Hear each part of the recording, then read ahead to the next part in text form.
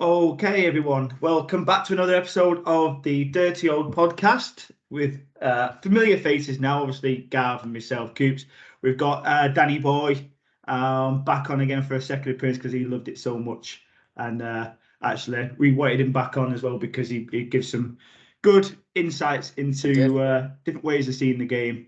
I think it's dead easy that if we having the same people all the time, you kind of get in the same pattern, don't you? In terms of everybody's got their own opinions, and you kind of stick by it because you don't want to go against what your opinion was the week before.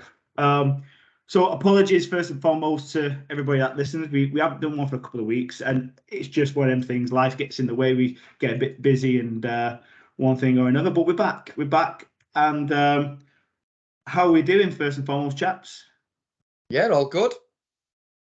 Pretty good, yeah. I've not been ill, unlike kind of both of you recently, so I'm quite lucky. But our boiler broke today, so we've just got it fixed. So thankfully, we're all right. Oh, it'll be a day or two then. If you've been without the boiler for a couple of hours, Dan, that's it. Game over. A couple of days, you'll be ill.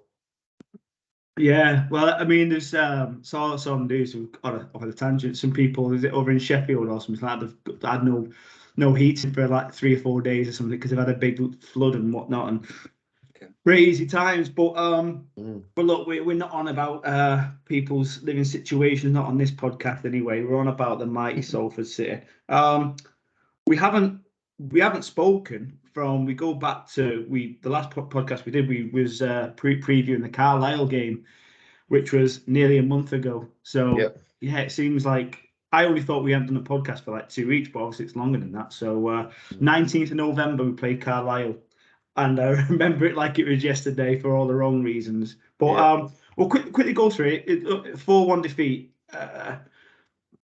Sum it up, guys. Leave it to you. Well, from my opinion, the game was going well. We'd scored our first goal, and we, in God knows how many games, we was actually playing all right football to that point. I think we went 1-0 down, didn't we, from memory, and equalised. And that was it then. As soon as that goal went in from Smith, I thought, yeah, we've turned a bit of a corner here. That we were playing okay against a good Carlisle side, but for me, I felt the fans were a big difference in that game. I think our crowd was again, I think I've spoke about it before, a bit somber, a bit depleted.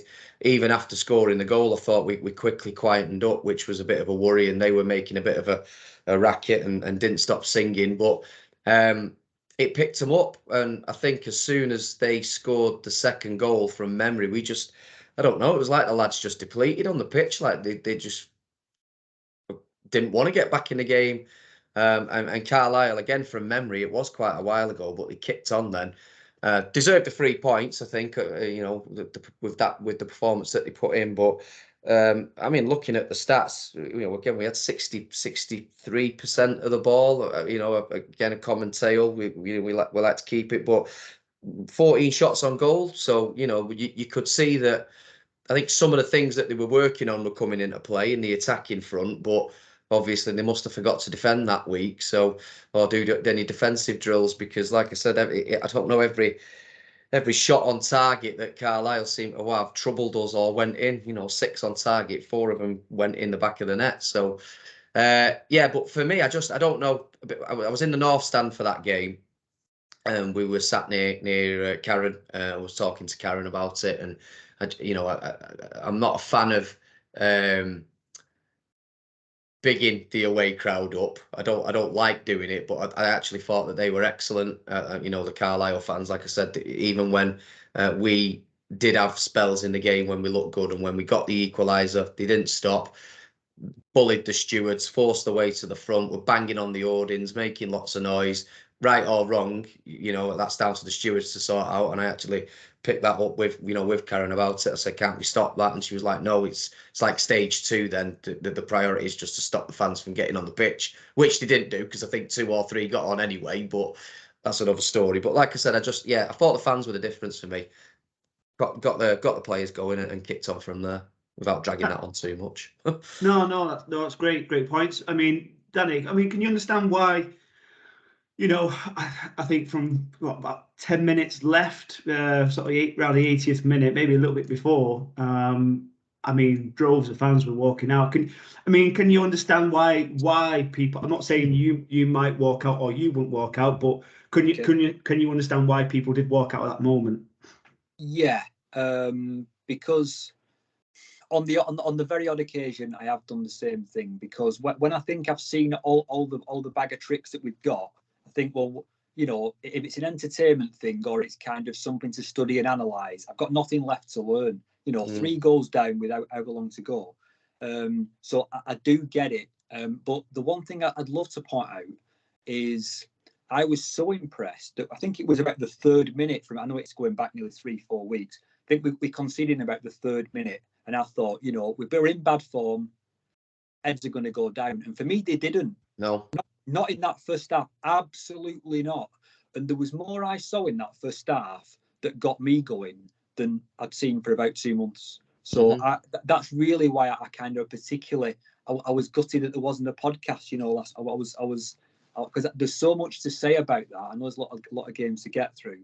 But for me, the second half of the Peterborough second leg and this game is the upswing for me. Yeah. I know we've got. Let's say we got hammered on the scoreline in both games. I can live with that. No, that's what I mean. I agree with you, Dan. I think if the performances were there and you can see improvement, and I know Gav would disagree if he was on. I know he would, because not that he likes to find the negative. He sees things from a different angle, and I think straight away he tries to pick up on the things that prove him right in the nicest possible way. I don't mean that as a criticism, because he's not on, because I think he'd agree with me. But like I said, I did see a shift. I seen a change in the attacking play, and we were trying to have a go. And like I said, that the stat for me there, 14 shots, when really we've only been sort of averaging 3, 4, 5 on a good game at home. So, you know, the lads were genuinely trying to to put right that wrong of not scoring in so many games. And I did see that certainly in the Carlisle game. Again, even going back to the Peterborough, I'm going back even further. So, like I said, the alcohol takes over then, and I can't quite remember that particular game. But yeah, definitely the Carlisle game. I seen a bit of a change, and you know, I stayed. Like I said, I knew we were going to get beat comfortably, but it wasn't great, and I wasn't happy by any stretch of the imagination getting beat 4-1 at home. But in terms of the performance, I could see something a little bit different up top, which was good. Can I add just one thing on that? I remember getting to the ground and looking at the team sheet, and I thought, how are we going to fit all these forward players in? You know, because it was because for me it was. I always talk about the film Sliding Doors, like things that you could have gone a different way. That I even put it in one of my posts that Neil Wood's got an option of his team are getting beat, Peterborough, etc., to go really negative. You know, 1 up front. And for me, at times, he's playing 4. He's you know, I'll go into tactics later on. That's one of the things I really want to touch on. But I think we've now got a bit of a style where at times we're playing 4-2-4. You know, Tolaj is high, Bailey's high, and the other 2 strikers in the middle. And then you've got Watson and Watt, especially as we've gone in the last game. It's kind of a 4-2-4, and that is brave. That is brave for someone who's got a team who's out of form. For me. Yeah, I think you touched on some good points. I think obviously we're conceding that early goal in 3 minutes. I think everybody was thinking the same, and I remember saying with a group I was with, I went, I can't see us getting anything from the game. We're struggling to score goals. We need to score 2 against these, and straight away you're thinking it's not going to happen. But like you say, the heads didn't drop at that point, and I think they get the goal just at the start of the second half. A good way to get back in. You're thinking, right, we've come out with a great attitude again. We've gone at it. We've got the goal back. Our tails are wagging. What a time to sort of go on now and win the game. I think what was disappointing was that up until the second goal, we was in the game. Of course, it's 1-1, and it almost as soon as that second goal, it was like it was just like a domino effect, because 5 minutes later they get the third, 5 minutes later they get the fourth.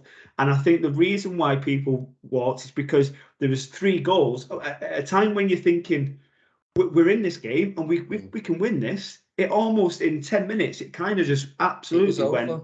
Yeah, it was over. And I think everybody just couldn't believe what they were seeing. It was almost like, of course, it's the only way that fans can show their frustration is walking out.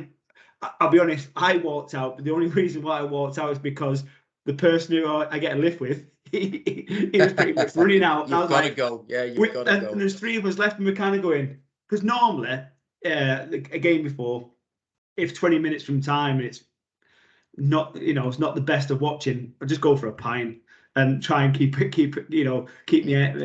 eye around the door. But when one of the guys walks off, we're kind of going, well, what do we do? Like, I don't want to leave. I know we're losing, but I'd never leave. I'll stay to the end, even if we get another goal. At least I was there to see it. But off, and I was like, well, we're gonna have to go.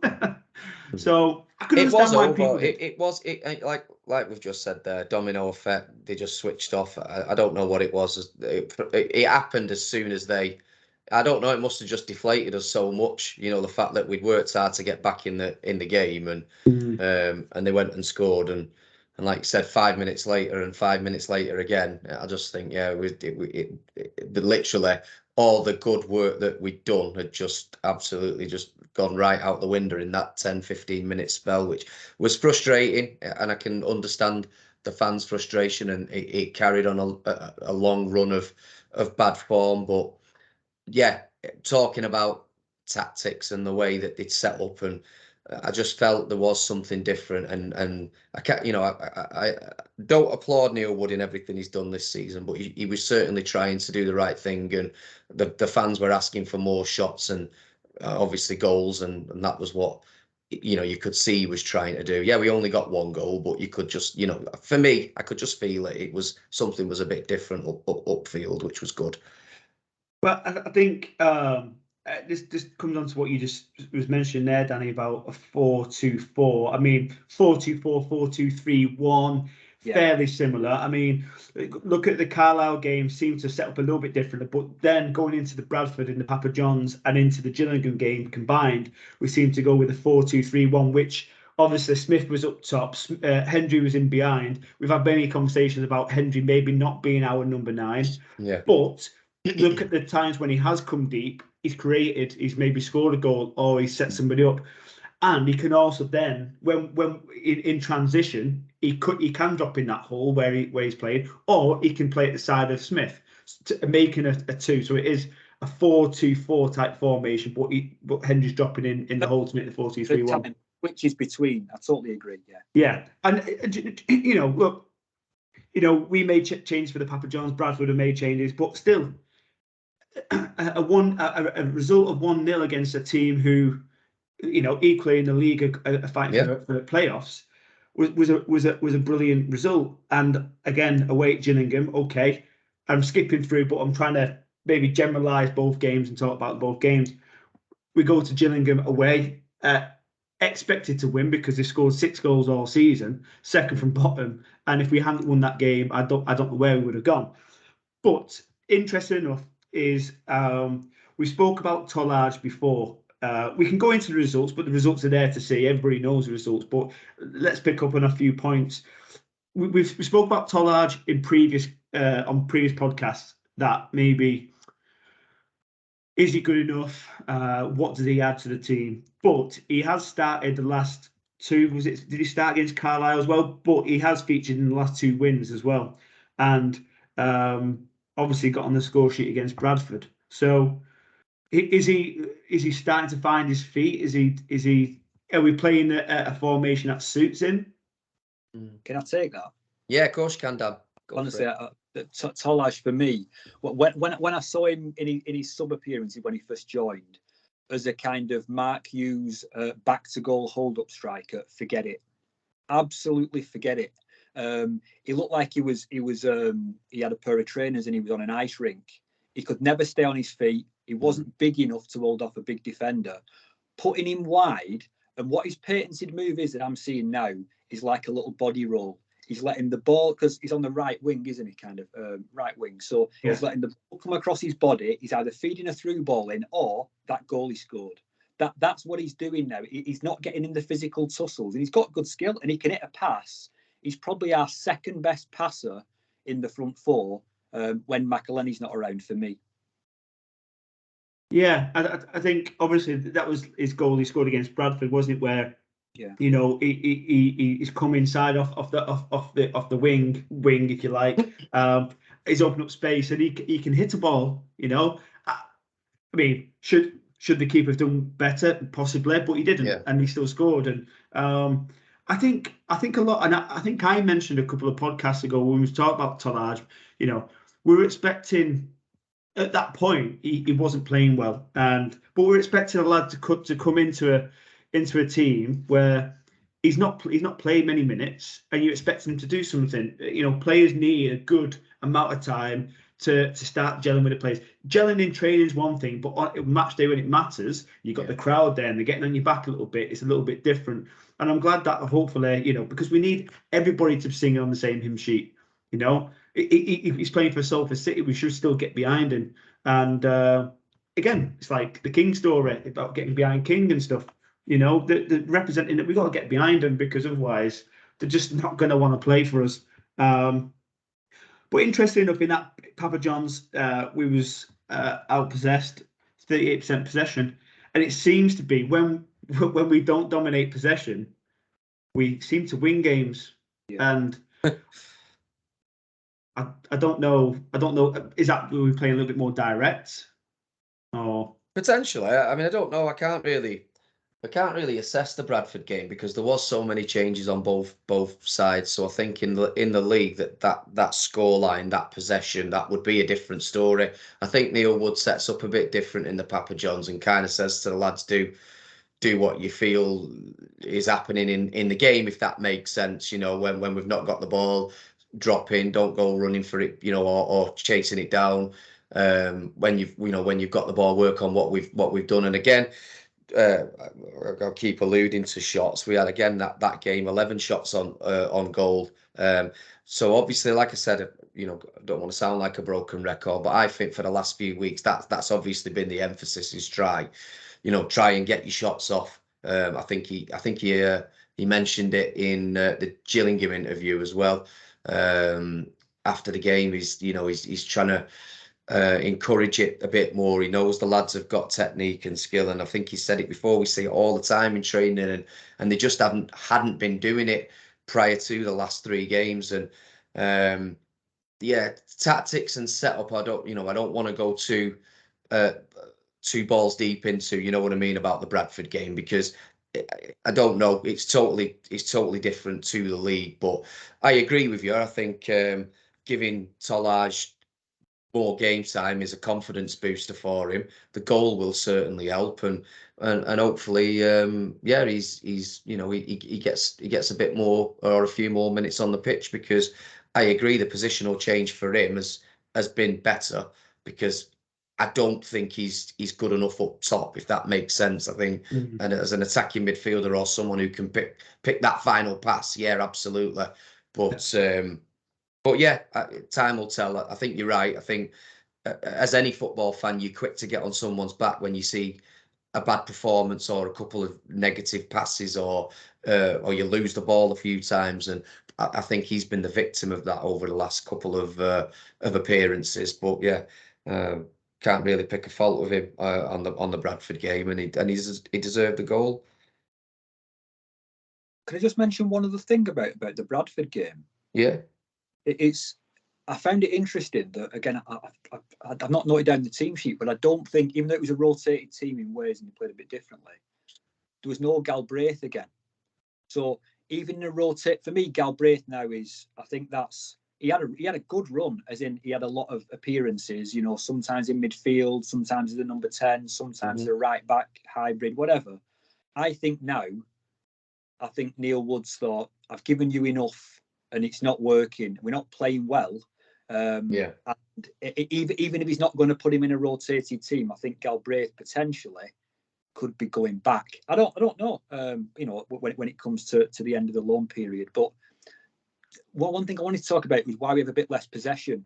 I may have put it in a post, so it won't be a major surprise for anyone who's read that. But the idea of it in channel balls again. I haven't seen a channel ball for 3 months. You know, whenever it was that Brandon left, transferred, we hadn't nobody to hit. And what it is now, our defenders, especially the centre halves, seem to not. They're not that bothered about hitting a dink either into deep midfield, halfway line, or maybe an aimed channel ball. And Tolaj is fine with that. You know, you've got Bailey on the other side, and you've also got, as Martin's saying, you've got Henry deep. So you've got so many other options of getting up the pitch rather than just having to go wide via the wing backs or the full backs. Yeah. So I think I don't care about possession. I don't think it means you definitely win. And it's interesting that Martin's saying that because just because you get 60-70%, we're not winning those games. It was happening that we was having that much of the ball and losing games. Yeah. I think just to touch on Dan's point about the channel ball, I genuinely believe Nartey is a big factor in that, because I think we've mentioned it before, haven't we, Martin, in previous pods? I don't know whether Dan's seen them or not, that he seems to be one of the players that has the confidence to pick that kind of pass out through the middle, a direct ball in between defenders, or someone just to have the confidence to hit the channel with accuracy. I believe Nartey is key in that. Just to add to it, I think, like I said, but that's probably why we might not have seen it in the last few games. Obviously, prior to him coming back, I think he's now back at full fitness, or I'd like to think that. I think he's a bit worried about it, because every time he gets a knock or a bang, he seems to go down for a little bit and kind of sit there and assess where his body's at until he gets back up, which is understandable when someone's had an injury that's knocked you back for quite a few weeks. You go into panic mode, I think. But yeah, I'm glad that he's back and hopefully back to full fitness, because I think he is. I think he's the difference from defence to attack. Well, I mean, we're speaking about the changes for Bradford. I'm just having a quick look here just to sort of see what the differences were. Bradford going to Gillingham. So the team was exactly the same. That the only difference was against Bradford, Leek was playing, and then we swapped Leek for Nartey for the Gillingham game. So we pretty much kept the same team that was playing against Bradford. I get again, one player doesn't make a team, but like we said, Rousey just mentioned there, we've mentioned that that if we go back to the first 6 games again, call it a coincidence, but I don't always believe in coincidences. It's about when we had Nartey at the back, he was solid. And I think when you're playing alongside me, I think the centre half is the centre halves. You've got to have a great partnership with you've seen it at Manchester United, where in seasons gone by, 1 minute you've got Lindelof and Maguire, next you've got Varane, and you keep mixing the centre halves. You get no cohesion. You never know who's going to go for that ball, who's going to sit in behind and drop in case it's flicked on. And I think one thing that Nartey does for the people around him, just bring that in. They know that Nartey can defend, he can win a ball in the air, and actually can play out from the back. And we know when the ball goes to Nartey, we can all seem to, as fans, we can relax. We kind of know it's fine. Nartey knows what he's going to do. He's going to find a pass. When it goes to somebody else, you kind of go, oh, just get it up. Get rid of it. And get rid of it, yeah. Rosed. So, yeah, I wanted to bring Nartey up, but I think, he came back and he was playing right back, and I was just like, I think he played right back against Carlisle. I think he started. Did he start against Carlisle? But if it's not that game, it's the game before. He was playing right back, and you kind of go, he's wasted. I know we're struggling to find something to fill that against Carlisle, and he went off when it was 1-1, if I remember. With he felt a tweak, I think it was. But again, obviously, he was fine. It wasn't anything too serious, and that's what I was alluding to before. I think he panics and drops to the floor, and body goes in shutdown. It's like, no, it's happened again or whatever. But I think obviously that again, the Carlisle game was nearly a month ago now, so I think he's getting there. I think in the Gillingham game he was a lot more committed into tackles, and his running for the ball was a lot more aggressive, and I could just feel that, you know, we probably felt a bit more comfortable with it all. But yeah, again, coincidental, Nartey goes off, Carlisle score 3 in 10 minutes or 15 minutes, whatever it was. So yeah, I've said it before, I'll say it again. I think he certainly puts me at ease when he's in the starting lineup, and when he's got the ball, I know he's gonna usually pick a pass without wanting to jinx him.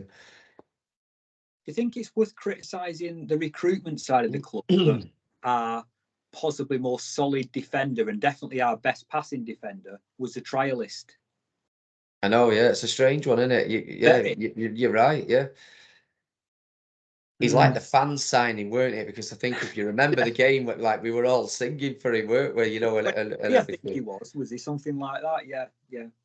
So next pre-season, we want to see on the team sheet 11 players called trialist because they're great signings. He was the people's signing, Nartey. I mean, here's a question: would you have Ndaba or Nartey? Oh, that's a good one. Both of them. We'll put it out there. We'd be undefeated with both of them. When having Ndaba out wide. Well, yeah. Well, for me, but I'm saying the question is here, Danny. I think you're trying to pull a fast one there. That's because at the end of the season, because at the minute I'd sway towards Ndaba, but I've not seen enough of Nartey. But I certainly do like what I've seen of him thus far. And Ndaba was player of the season, so he did it for a full season. I think Nartey will get player's player. I really do at the minute. Well, there's not many people pressing for that one, is it? Yeah. There isn't. I wanted to touch on Danny. We'll come to tactics before we go into obviously I know you want to speak about how different we're playing, but one thing I wanted to pick up just while we're kind of on transfers and touching on, obviously Smith's come back into the team of recent. I wanted to touch on the Class of '92 documentary a little bit, not to go into much detail, because in all fairness, I think out of all the series that we've done, I don't think there was that much meat on the bone in this one, really. Nothing that we didn't know. But what was interesting when obviously Neil Wood first came in and he's in the bar and he's kind of got his tactical board and he's got all the players in there, and he was telling them about kind of some of the phrases about outrunning and outworking and things like that. And I thought they're really good key words. And he's right. If you outfight and outrun and outwork your opposing player or team, you win the game. Football is very simple. But he also talks about being not one-dimensional, and we saw Smith kind of wasn't really in his plans at the beginning of the season, but almost now you're seeing him switch with Smith, and he's playing off recent. So are we now seeing that kind of what he said is actually he's doing what he actually said he was going to do? I would say on that, I've had some thoughts about that one-dimensional thing screamed out to me when he said it on the documentary. Absolutely, just as you've said, because he was almost saying that Gary Bowyer played quite direct, which is one-dimensional. But then if you go the opposite of that and never go direct, you're also one-dimensional. So the way I'm seeing it now, and this is where I'm seeing the real upswing. I'm not, the apologist of Neil Wood. I say what I see, I believe, but I think now he's mixing it. He's mixing it all up. He's got a target man in the squad. I don't know where Dackers is. He's still around as an option. He's using Tolaj. He's using channel balls. It's the formation. So the idea of not being one-dimensional, I think now he's finally showing us that he's not just a tick-attacker, short pass. Everybody has to be able to pass, even though our centre halves can't really. I think he's being very pragmatic, very practical, and the other team are actually don't know what to expect, and I think that's going to help us massively. Yeah, I think you can have a target man, and you can still play the tick-attacker football if that's what you want to do. You can still play it out from the back. You still find your centre midfielders. You can pop it into an attacking midfield. You can pop it out wide, and I think that's probably the good thing that taking the emphasis of Hendry being the lone striker. you can see Hendry gets very frustrated in games when he's playing up top on his own. You know, he's not getting the ball. There's no point in playing it high because he's not the type of player to win it in the air. He likes the ball into feet, and then he ends up doing what Kane does. You know, he comes deep, but then your one and only striker is not actually in the box where he needs to be. So I think taking that off and letting him come and get on the ball, doing something with it. You also see kind of when the ball is played direct, you kind of see Hendry kind of move into Smith's spot and Smith comes in to flick it on. And again, like you say, Dan, I think that then gives you it's not a one-dimensional game, is it? In that one game, you play it with target man can come in and you can switch positions. And I'm kind of glad he's playing. I kind of like Smith. And I think when he played under Bowyer, you know, one thing Smith does really well is every time the ball goes up in the air, he wins it. I can't remember a time where I go, he's lost that one. You know, he's a handful. You know, I think every game that he's played in this season, you know, 2 or 3 of the players are fighting for his shirt at the end of the game because they're fighting for it in the game. You know what I mean? They're ripping his shirt off his back, and he don't get anything for it, but he's a menace. And as long as we've got the players around to support that, and I do think we could say this and being positive is, I just hope it is the start of we're getting players back from injury. You know, first half of the season's nearly over, and we're 2 points outside the playoffs. We're in the mix. Of course we are. So, Danny, what differences have you seen then of recent compared to? I'm not talking about the first 6 games. We've had a bit of a lull period in terms of, you know, maybe a group of 10 games where it's not been the greatest, picking up a couple of results along the way. But I know we've covered some of these points, you know, in this pod so far. But what differences are you actually seeing that, you know, any differences in type of the way that we're playing, setting up? Well, again, we've touched on there's more unpredictability, which is great. I just wanted to mention one thing actually that I think I put in my Gillingham post, but I think it's a big deal, that we're actually unpredictable off goal kicks now. So we kind of have Elliot Watt going to the edge of the goal penalty area, signalling as if he's going to receive the ball almost all the time. The centre backs are calling for it every time, but King mixes it up, so the other team don't know whether to press up or not. So even that, I think now is a big deal because they don't know what's coming. The major thing that I think we're going to see for the rest of the season is we're always going to play 2 in the holding role. I think Elliot Watt is nowhere near mobile enough to cover that as a 1. Impossible. He's too physical. He's not unfit, but he's too physically big a man to actually get from side to side. So I think now whoever his partner's going to be, I think we're going to be playing 4-2 something. You know, whether it's 4-2-4, 4-2-3-1. I've seen 4-4-2 because sometimes, you know, Tolaj and Bailey drop back. Yeah. And then it's a 4-4-2. So, but if you think about all those formations, they're all dead easy to interchange out of because one man or 2 mans moving. Whereas in the past, we'd sometimes be out of possession, we'd have a 5, and then it would be a 3, and sometimes you change it to a 4 with Lowe doing something complex on the right. I think it's simpler now because there's not as many moving parts. So I do think we're in our 3rd act. I think it's really important what Neil Wood said just at the start of October. He said it's going to be a good month for us. Well, it was a terrible month for us, but we found out an awful lot.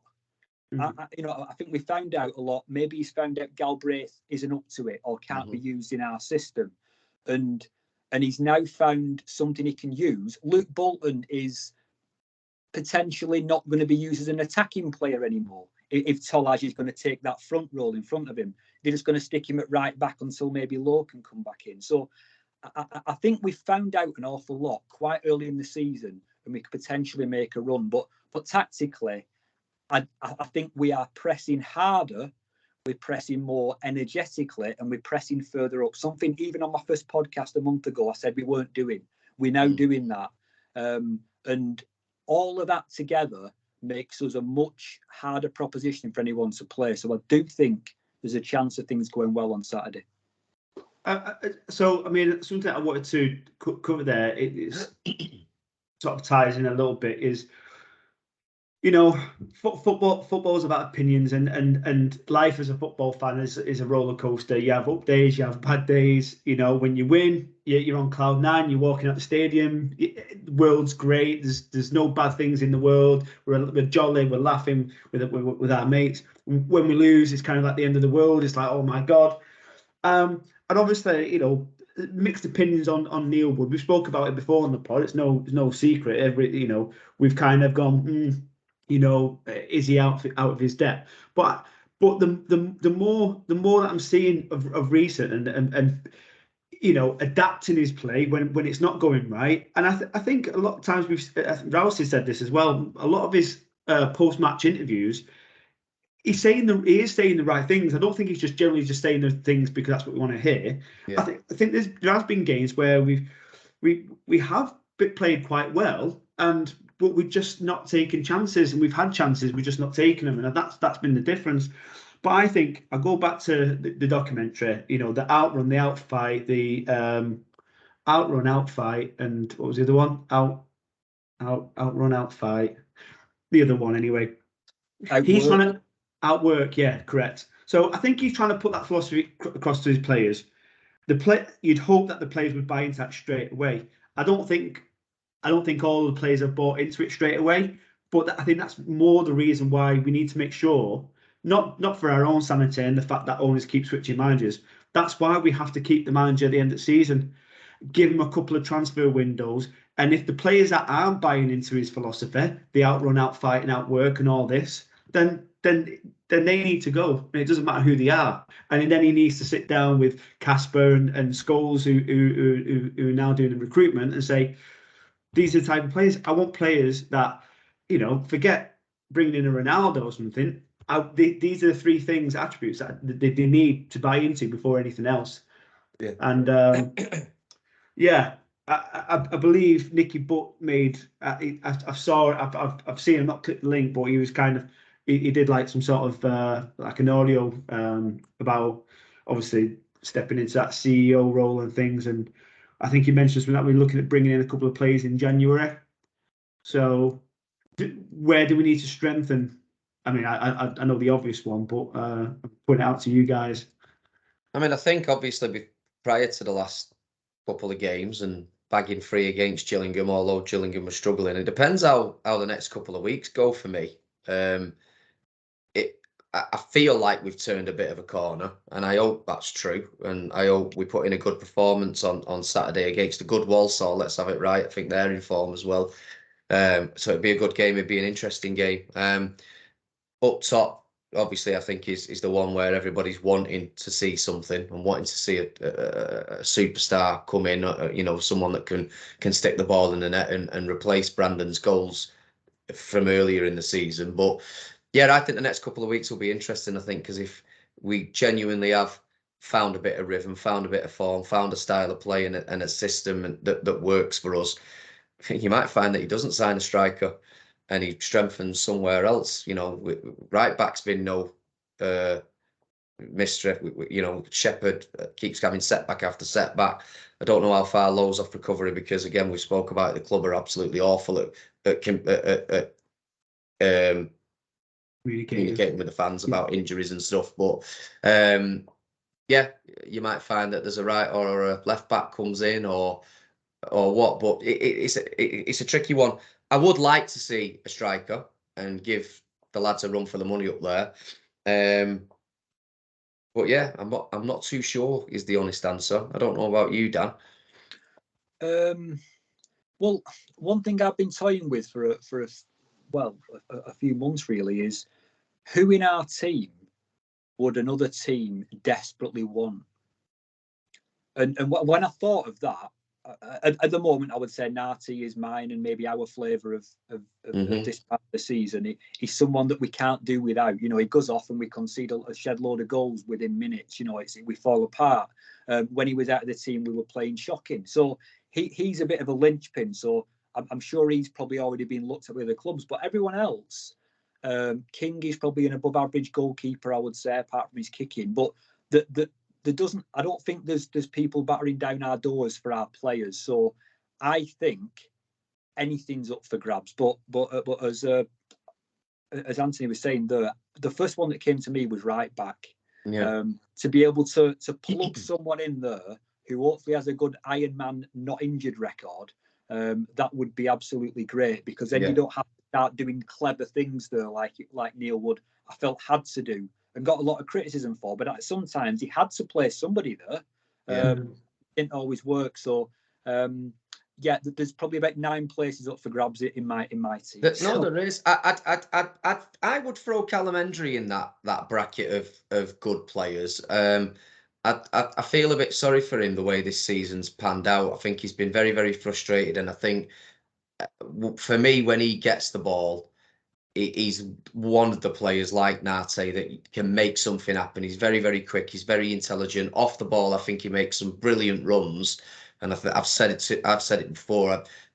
Early in the season, when we were actually playing well, we were getting away with it. But if we were losing them games, I'd have been slagging the other players off, because I thought you were making some great runs, and they were too intelligent for our team to even pick up where to play it. I like Callum Hendry, and I would put him in that bracket. I think teams would want him, a player like him. I don't think he's an out-and-out striker. I think he had a lot of chances and he fluffed a lot early on. And again, he was getting away with it because we were picking up the wins. But I think as a number 10 or someone that sits behind the striker, I think he's very, very good.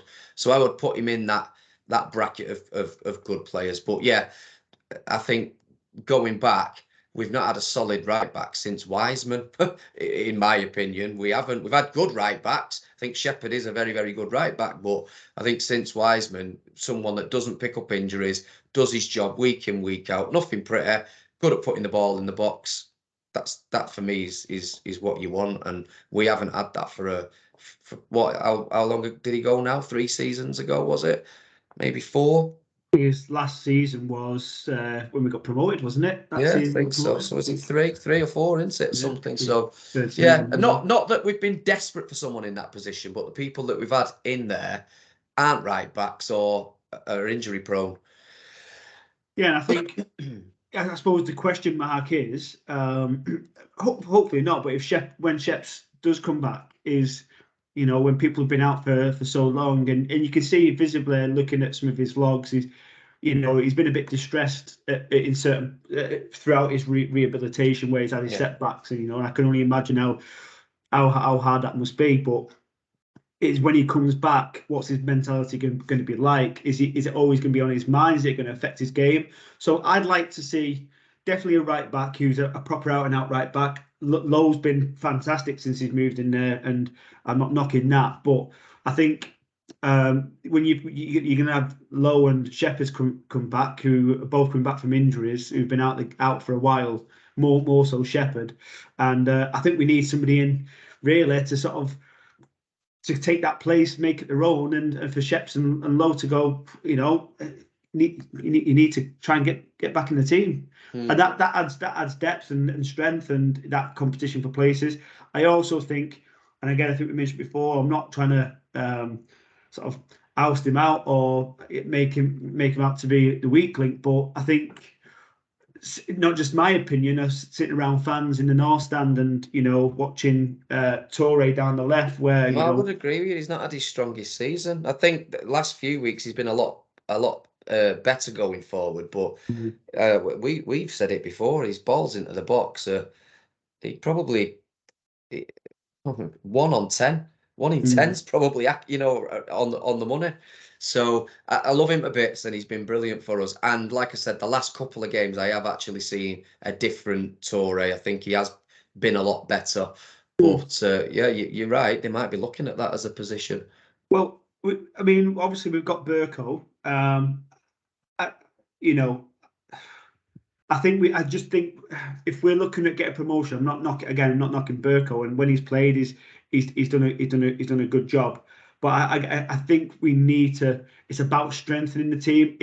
The question would be: is Burko better than Torre? Is he on par? Is he still learning? Is he still developing? And I think we need to. If we're really serious about getting promoted this season, I think we need to bring in a left back that's going to make not just a small change. It's going to make a big impact, because going into the second half of the season, we really need to start picking up points to make sure we secure that. We don't want to be going the last 3 or 4 games of season like we have done of recent last couple of seasons, and we just miss out. We've got to get in there. We've got to strengthen up, and we've got to try and secure at least a playoff spot this season, I think. And that would be, for me, a good season if we don't get promoted. But if we got playoffs, I would go, well, that's an improvement. We've never got to playoffs before. You've always got a chance. And then you can go, well, actually, Neil was done a good job. Keep him in. And I mean, I'd keep him in anyway. But obviously, this Saturday is going to be a good test. I think, Rousey, you touched on it about how difficult they've been.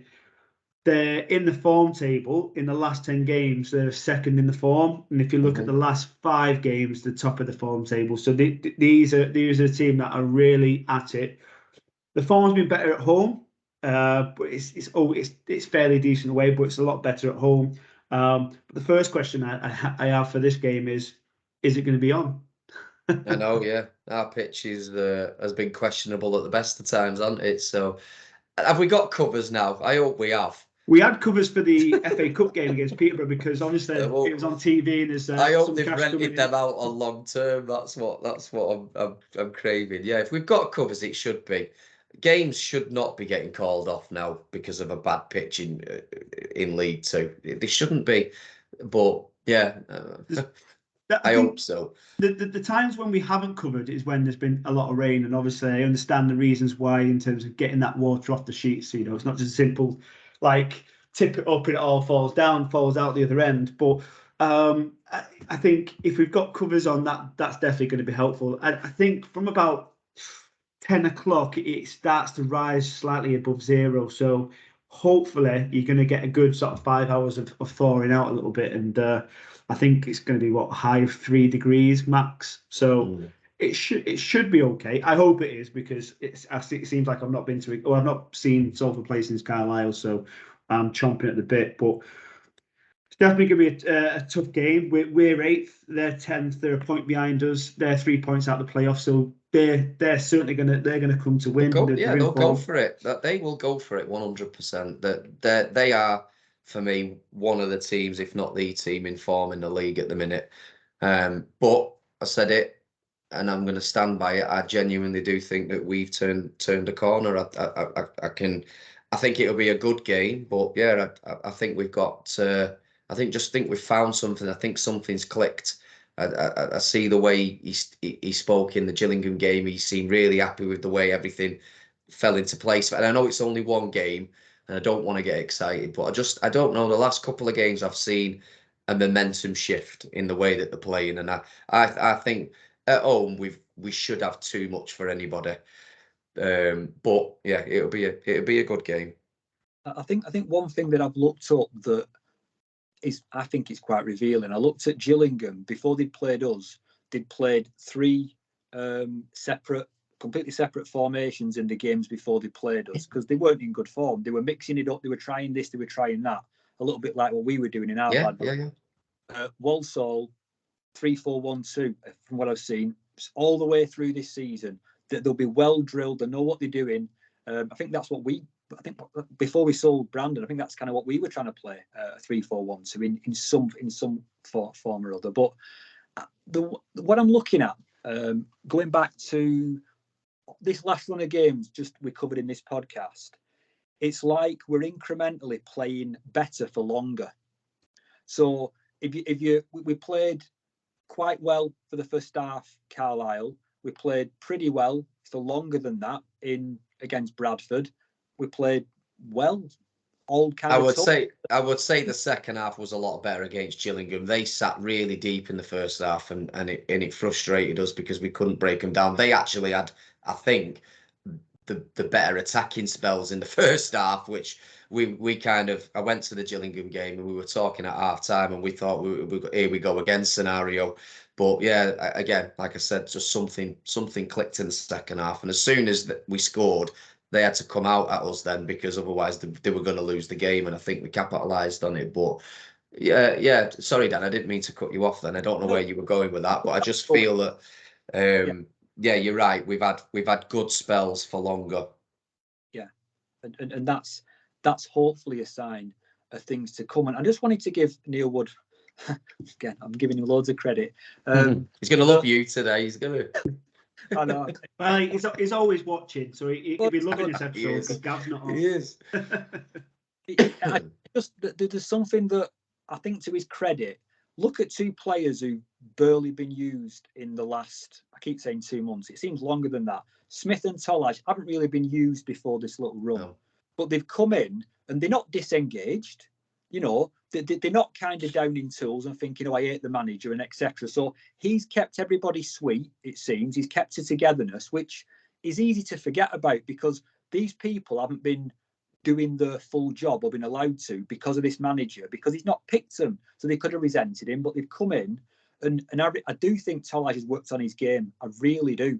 I think he's figured out that, it's not nicey nice like under 23s. You know, people are going to push me around. Well, he knows that now. And as I said before, being out wide, it's more difficult to foul him. So it seems, because people aren't right behind him, pressing into his back. So a little bit of credit for just keeping the team sweet is what I wanted to put in. Well, one of the difficult parts of the job that we don't see. I think it's dead easy for fans to go, well, all they do is he tells them what to do in training, picks a team, and off he goes, and you give out a few instructions. But that's the biggest part of management, isn't it? It's about making sure that when players have not played for 6-7 games, how do you keep them kind of interested? Yeah. And and say to them, look, this is a team effort. It's not just a starting 11. From the 20 lads that we've got here, we all need to be on it, because you never know when your turn comes. And then Smith and Tolaj has come in, and it's Neil Woods going, see, I told you you're going to get a chance. Now don't disappoint me. Go make that position yours. And that's only better for the club, because hopefully you're going to get the best out of them. Yeah, but and I think he'll have that problem with Galbraith over the next few weeks, because like we've said, it seems that he's just dropped out of favour a little bit. So like I said, keeping him interested is good, because I don't think he's a bad player, but yeah, I don't think he was the player that Neil Wood was expecting. I think it's very difficult though when you've got Elliot Watt, that's been very good overall this season. Watson, again on the score sheet against Gillingham, I deflected own goal, whatever, but and again, majority of the time Watson's played well, and I just think when you've put, I know Galbraith went out onto the right and went out wide, but they're all fairly similar players. A little bit different, but they're all sort of centre midfielders, all trying to fight for positions. And I just think somebody had to drop out of Watson, Watt, and Galbraith. And I think Galbraith, to be fair, I'd rather play players who are signed for the club. End of the day, we want them to improve their game for us. If not, we sell them on for a good fee. Rather than developing somebody who's on loan. And I'm not knocking that. Loans are good, but. Again, I'm sure we'll see Galbraith back in the team. Yeah, he'll be sitting out for a bit, but that makes him hungry, and he is a developing player, and he's got to learn that sometimes. Yeah, you might not have necessarily done something wrong. I've made a change for a game, but actually, that looked really, really good. What I'm seeing, that I've made that change. You've come off Galbraith, Tolaj has come in, and actually, it's worked. And my job as a manager is to make sure I keep it working. To find things that work. And when the match comes where it doesn't work, he can revert back to maybe Galbraith. Ethan, are you ready to go? Good. Now go keep your place again, and keep it going. It's like a carousel. Keep it going round. To back you up on that though, I do think that the time that Hendry had out of the team, he had at least about 2 or 3 games until recently where he wasn't playing, or at least he wasn't starting. Yeah. And body language now seems so much more positive, because he was, as Anthony was saying before, he seemed very frustrated, and rightly so, with not being found for the runs. But I thought, that's not setting the greatest example to some of the younger players, etc. But now I think I was looking at some of the running he was doing and against Gillingham, and just some of the closing down. I just thought that guy is at it, Yeah. So he's getting the best. I think we're all seeing that.